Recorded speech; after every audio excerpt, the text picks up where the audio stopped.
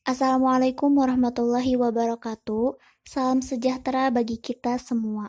Kami ucapkan terima kasih kepada Bapak Riki Ahmad SHI MSI selaku dosen pengampu mata kuliah Pendidikan Pancasila yang telah memberikan kesempatan kepada kami untuk memaparkan materi tentang Pancasila sebagai sistem etika. Sebelum itu, izinkan kami untuk memperkenalkan diri.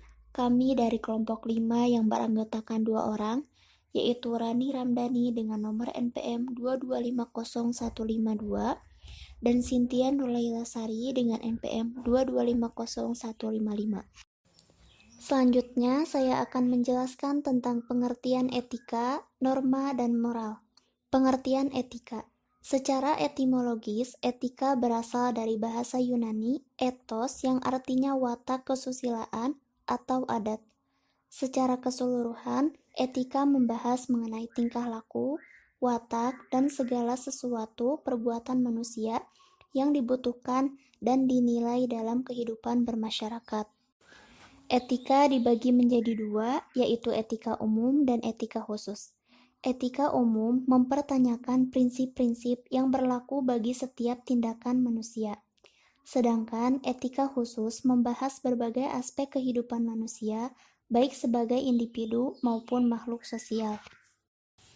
Dalam kajian etika dikenal 4 teori atau aliran besar, yaitu yang pertama ada etika deontologi.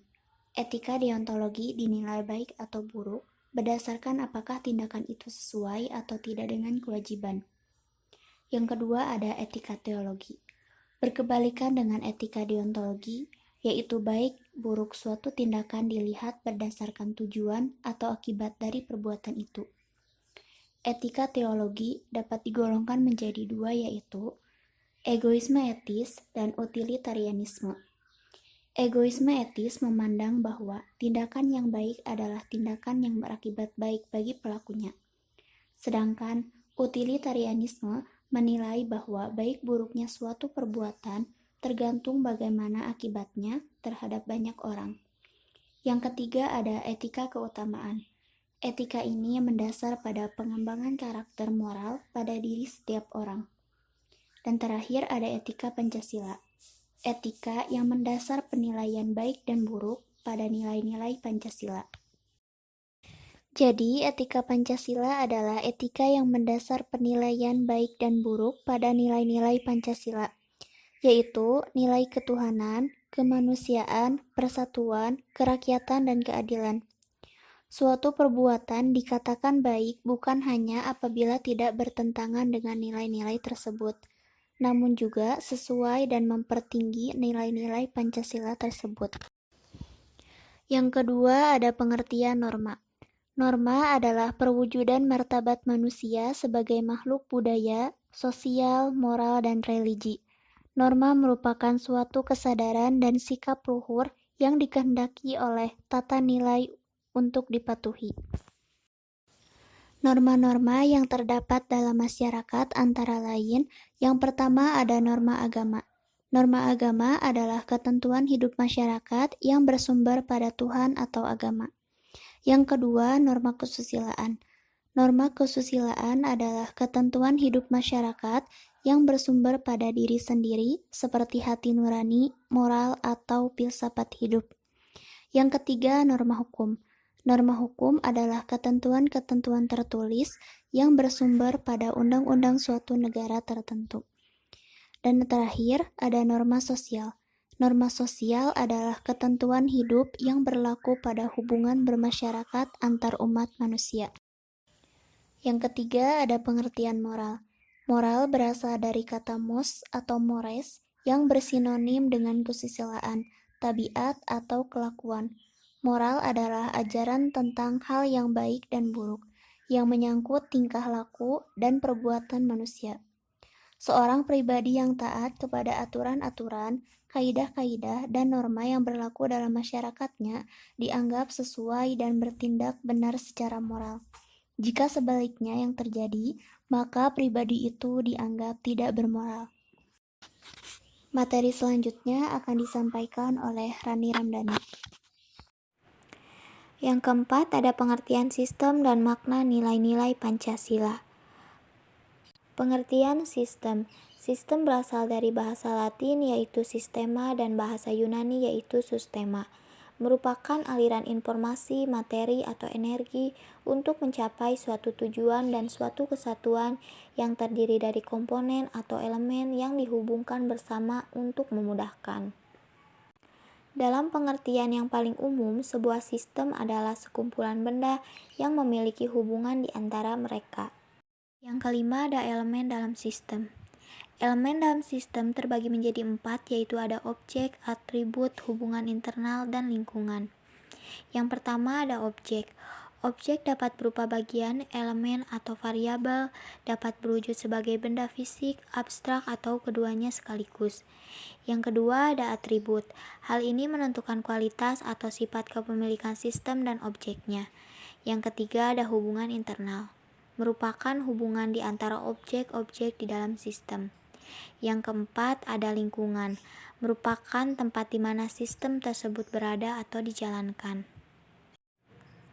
Yang keenam ada jenis-jenis sistem.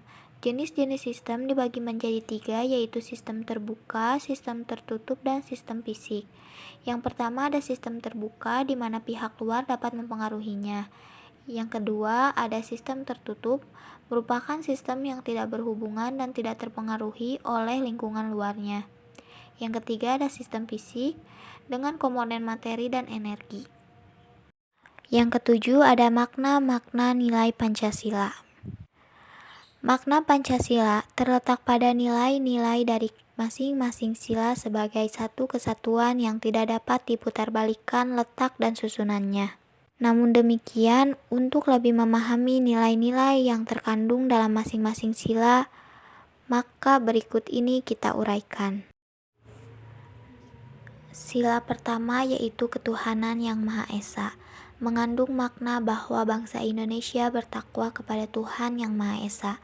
Adapun nilai-nilai yang terkandung dalam sila pertama Pancasila yaitu: yang pertama, bertakwa kepada Tuhan yang Maha Esa. Yang kedua, mensyukuri segala yang ada di alam semesta yang merupakan anugerah Tuhan. Yang ketiga, mengakui kebebasan memeluk agama dan menjalankan ibadah masing-masing.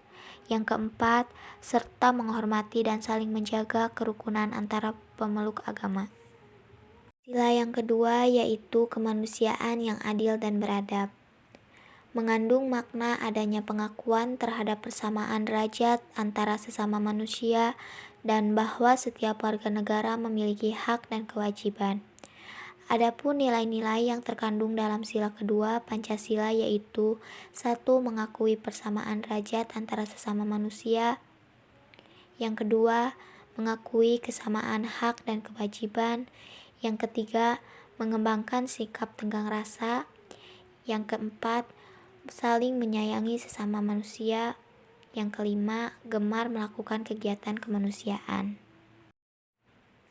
Sila ketiga yaitu Persatuan Indonesia, mengandung makna suatu usaha menuju persatuan rakyat dalam Negara Kesatuan Republik Indonesia.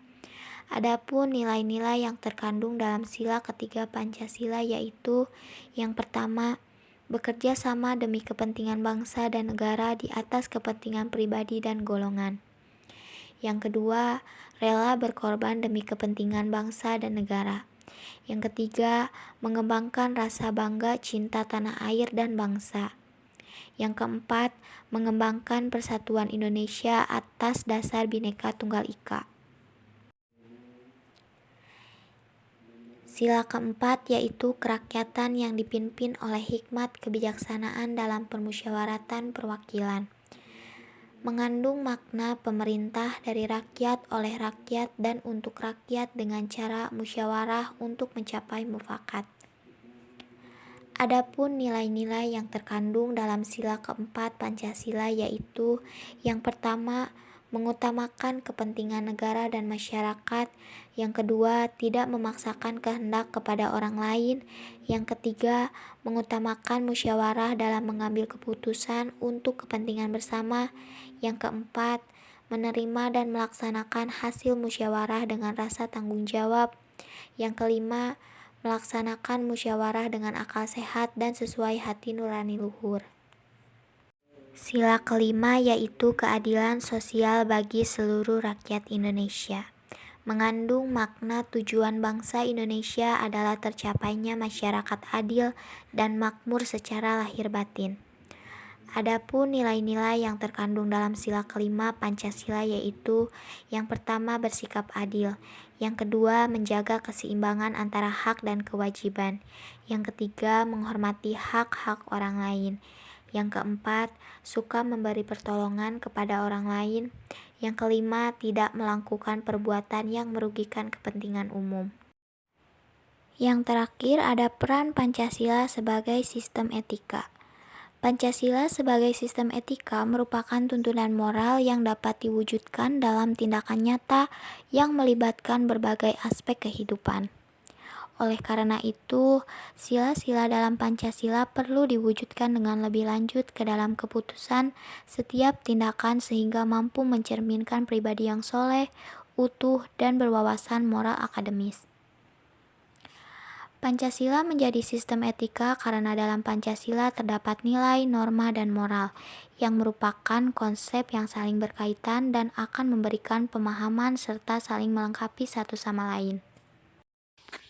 Demikian yang dapat kami sampaikan. Mohon maaf yang sebesar-besarnya apabila kami banyak kesalahan.